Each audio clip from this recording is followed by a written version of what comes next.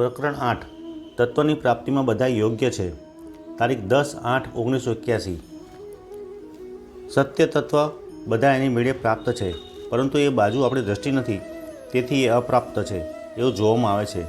ઉદાહરણ તરીકે, તમે કંઈ પણ કામ કરો છો યા ન કરો, પરંતુ તમે તમારા અભાવને જુઓ છો.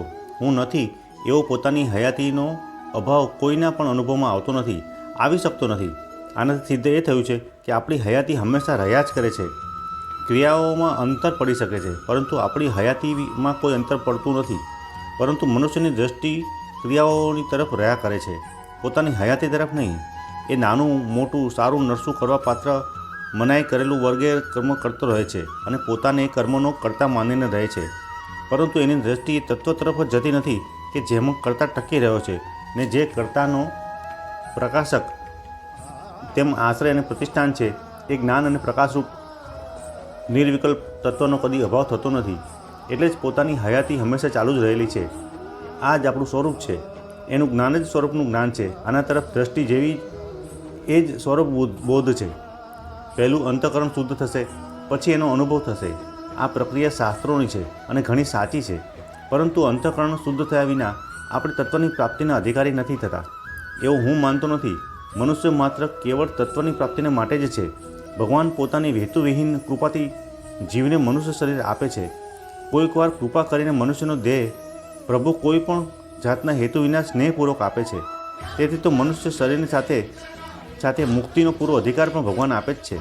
મનુષ્યનું શરીર પ્રભુની પ્રાપ્તિ માટે જ મળ્યું છે. જે પરમાત્માની પ્રાપ્તિ નથી કરી શકતો તેને મનુષ્ય બનાવી દે એવી ભગવાનમાં કોઈ પોલ નથી. એક સરકારી અમલદાર પણ કોઈ અધિકાર કે સ્થાન ઉપર એવી વ્યક્તિની નિમણૂક કરે છે કે જે એ સ્થાનને માટે અધિકારી હોય, એના માટે યોગ્ય હોય. શાળાના મુખ્ય આચાર્યને સ્થાને કોઈ બકરા ચરાવવાવાળાને લાવીને બેસવામાં આવતો નથી. તો ભગવાનથી એવી ભૂલ થઈ જાય ખરી કે મનુષ્યનું યોગ્ય કામ ન કરી શકે તેને મનુષ્ય બનાવી દીધો? આવું થઈ જ નથી શકતું.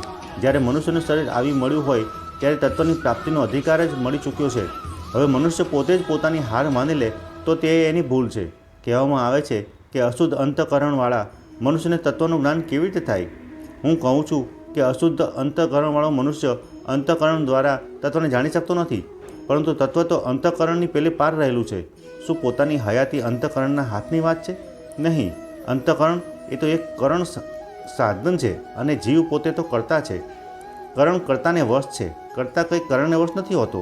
જેનાથી આપણે કામ કરીએ છીએ એ કામ કરવાના સાધન હથિયાર તેને કરણ કહે છે અને કામ કરનારને કર્તા કહે છે. કરણથી કરવામાં આવતી ક્રિયાઓ કરવામાં તો કર્તા કરણ વિના નિષ્ફળ જાય છે, પરંતુ કરણની પહેલે પારના તત્વ એટલે કે પોતામાં જ સ્થિતિ કરવામાં કરતા નિષ્ફળ કેમ જાય? જે અંતઃકરણ દ્વારા પોતાને જાણવામાં આપણે અંતઃકરણના સંયોગનો વિચ્છેદ જ કરી નાખીએ તો શું તત્વનું જ્ઞાન ન થાય? કારણ સ્પષ્ટ જ છે કે કર્તા પોતે અંતઃકરણને વશ નથી. કરણ જુદા જુદા હોય અને એઓનાથી કરવાની ક્રિયાઓ પણ જુદી જુદી હોય છે, પરંતુ કર્તા તો એકનો એક જ હોય છે. પોતે એટલે કે પોતાનું સ્વરૂપ હંમેશા નિષ્ક્રિય રહે છે. જ્યારે સામે કામ આવે છે ત્યારે પોતે કર્તા છે એવા અભિમાનને કારણે એ પહેલાં કામનો કર્તા બની બેસે છે. સ્વરૂપે તો એ વાસ્તવમાં અકર્તા જ હોય છે. જાગ્રત, સ્વપ્ન અને સુષુપ્તિ એ ત્રણેય અવસ્થાઓમાં એ જેવો ને તેવો જ રહે છે. એના તરફ લક્ષ્ય રહેવું એ સ્વરૂપ બોધ છે. એક વાત તમે ધ્યાન દઈને સાંભળી લો. આપણા અંતઃકરણની શુદ્ધિ થશે ત્યારે એ તત્વનું જ્ઞાન આપણને થશે. આ છે ભવિષ્યની આશા.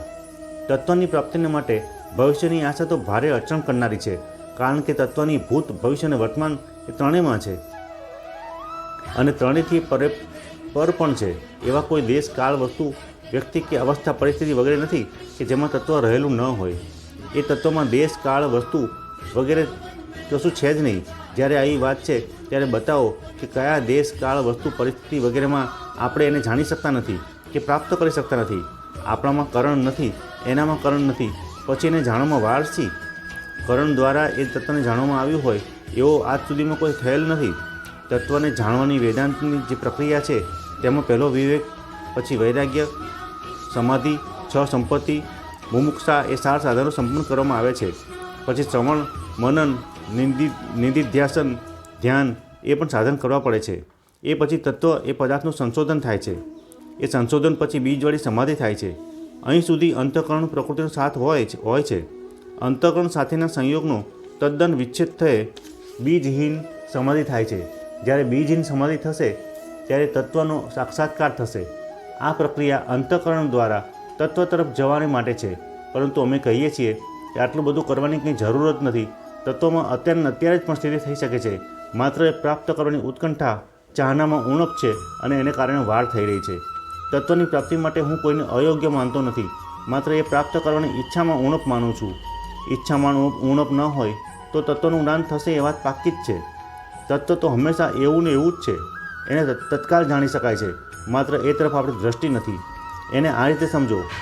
આપણે આંખથી બધા પદાર્થોને જોઈએ છીએ, પરંતુ પદાર્થોની પણ પહેલાં આપણે પ્રકાશને જોવામાં આવે છે. પહેલા નંબરમાં પ્રકાશ અને બીજા નંબરમાં પદાર્થ જોવામાં આવે છે. પરંતુ લક્ષ્ય ન હોવાને કારણે આપણી દૃષ્ટિ પહેલાં પ્રકાશ પર જતી જ નથી. જે જ્યોતિઓની જ્યોતિ છે, સૌથી પ્રથમ જે ભાસતો અવયવ સનાતન દિવ્ય દીવો સર્વ વિશ્વ પ્રકાશતો.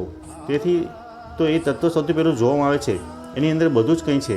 એ જ બધા કારણોને પ્રકાશિત કરે છે. એના દ્વારા બધું જાણવામાં આવે છે. એ માટે તમને બધાને નિવેદન કરું છું કે તમારામાં પોતાના તત્વની પ્રાપ્તિ માટેની યોગ્યતા નથી એમ ન સમજો. તમારામાં એક જ ઉણપ માનું છું કે આ તત્વને જાણવાની ઉત્કટ અભિલાષા નથી. તત્વની પ્રાપ્તિમાં ભવિષ્યની વાત છે જ નહીં. જે વસ્તુ ઉત્પન્ન થવાવાળી છે, ક્રિયાથી જન્મ પામવાવાળી છે, જે દૂર દેશમાં છે, જેમાં કોઈ પરિવર્તન કરવાનું છે, તેની પ્રાપ્તિમાં તો ભવિષ્યની જરૂર છે. પરંતુ તત્વ તો આપમેળે સિદ્ધ અને બધા દેશ કાળ વગેરેમાં પરિપૂર્ણ છે. એને પ્રાપ્ત કરવામાં ભવિષ્ય કેવું? બધા દેશ કાળ વસ્તુ અવસ્થા પરિસ્થિતિ વગેરેમાં તમારી એની મેળે સિદ્ધ સત્તા છે. આ અખંડ સત્તા છે. એનો અનુભવ કરવા માટે બધા જ યોગ્ય છે અને બધા જ અધિકારી છે.